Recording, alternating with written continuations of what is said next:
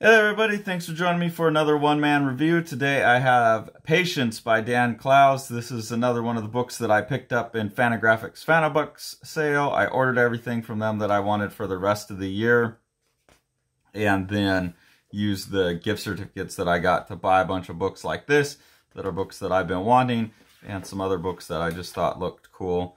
Obviously, for a very good reason, Dan Clowes is a legend.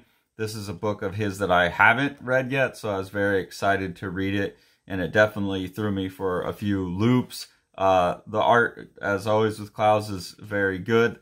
There's definitely, I don't know, I'm going to have to go back and look at his work, but I feel like it's not as elegant a line work as I remember Clowes having, or it's like chunkier or something. I'm not sure.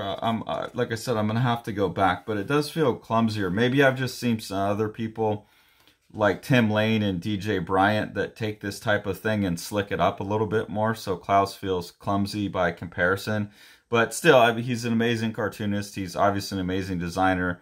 I really love his colors, and the production of this book is great. I think this is like, if I could, any old comic reprints that would have a look, it would be like on this paper, because it's really nice and heavy paper without any coating on it. It takes the black, but it also seems to soak up the color a little bit, and it has kind of like a newsprint feel, but you know it's like really nice paper. So I think like reprints of old comics, like I would love it if they looked like this.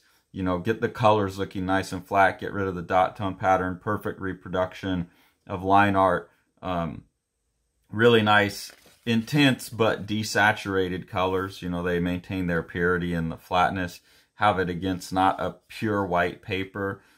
Yeah, this I think he's really nailed what I think is like the best look. So the story is, like I said, and definitely spoiler, it's hard to talk about this book without talking about some spoilers, but I'll leave the end alone because it didn't go where I thought it was going. You have these two characters that find out that the wife, Patience, is pregnant. Then the husband comes home to find that she's been killed. He gets falsely accused of her murder, gets out, and, you know, starts to try and do some research of his own to figure out who murdered her. And it seems like that's where the story is going to be going.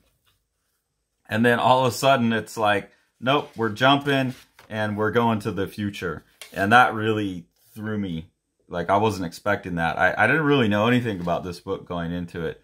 So it turns into like this sci-fi where he's, you know, still lamenting the loss of his wife all of these years later. And then eventually finds a guy, meets a guy who can make a time machine, and he steals the guy's time machine and starts jumping back in time to try and solve his wife's murder and prevent it from happening so that he can have his family together.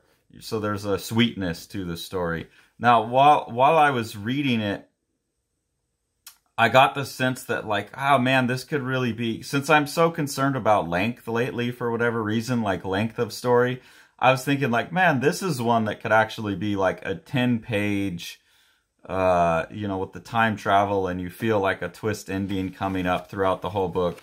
I felt like this could be a 10, 12-page, like, EC comic story with the twist ending type of thing. And a lot of what normally is the type of stuff that I want, like the emotional filler content, seemed like that for a bit. It seemed like filler. It didn't add much to my emotional connection with the idea of the character trying to save his future family. It obviously fills out the story of the characters in an interesting way, but as I went, it seemed like it was building up to a certain twist that, you know, could have paid off in a much shorter time period. But it goes somewhere other than what I thought, and then all of this backstory actually becomes like, oh, I was reading a murder mystery the whole time, actually, and it wasn't what I thought, even though it was right in front of me the whole time what was going on. So that was cool. I think, like, in the very end, like Clowes played it exactly right. Like, he played the exact right notes. He created the exact right skepticism. He set up me thinking that I knew what was going on and getting a little frustrated with it, and then pulled all that out from under me. Like, that's masterful. There's some really cool images in here, like this one where the time travel is messing with its character's mind, so they're psychedelic. And again, you can see Clowes as a colorist, I think, maybe is the thing that's best about his art. When you're actually looking at the art and the design on the page like this, and especially given his brushwork style, I think of Mike Allred. And I think we separate Dan Clowes and Mike Allred, because Mike Allred's like doing superhero stuff for the most part, and Dan Clowes does this more serious. But really, like, this is like a sci-fi book with like weird sci-fi psychedelic stuff in it, and it's not much different in tone or art than an Allred story, I don't think. And given that, this page in particular made me think that Mike Allred's like, if he did this page, it would be superior.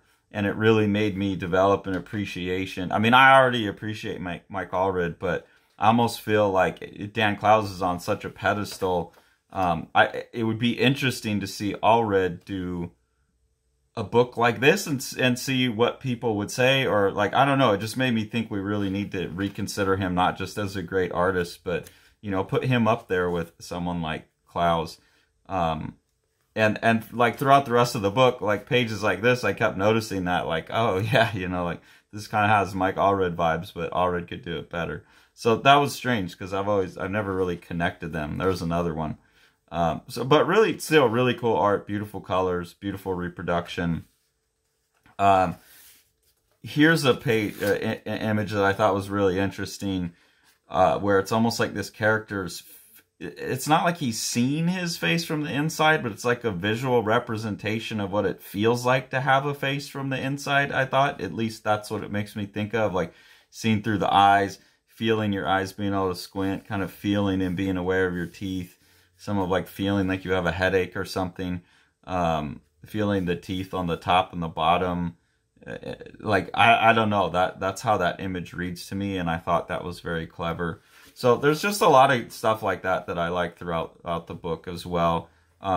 Really, really happy with it. I don't want to flip too far and give away where the real twist and the real ending is. But I think there's a lot of, really harrowing stuff in here about building a family. And I think maybe as an artist, Clowes is getting older and thinking about building a family versus his youth. There seems to be an exploration of like youthful ideals versus like what life puts you through to get to your family. So I really enjoyed the book.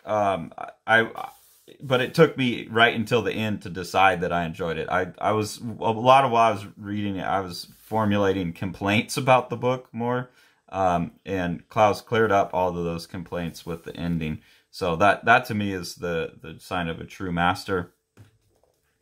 So if you haven't got this yet, I would highly recommend it. Also, if you have not got The Strange Death of Alex Raymond and you want to see some other really trippy psychedelic sequences like this one here drawn by myself, or other ones drawn by Mr. Dave Sim, make sure that you go and grab The Strange Death of Alex Raymond. It's definitely one of the more wild books you'll read. And then keep an eye out for the other books that Sean has coming from Living the Line. Yokoyama Yuichi's Plaza, Eric Creek's The Exile, and Miel Vandepeet's Centralia. Thanks for following along. Take it away, Jack. You want to see all these books? Smash that subscribe button and the like button and the bell, and then you get them.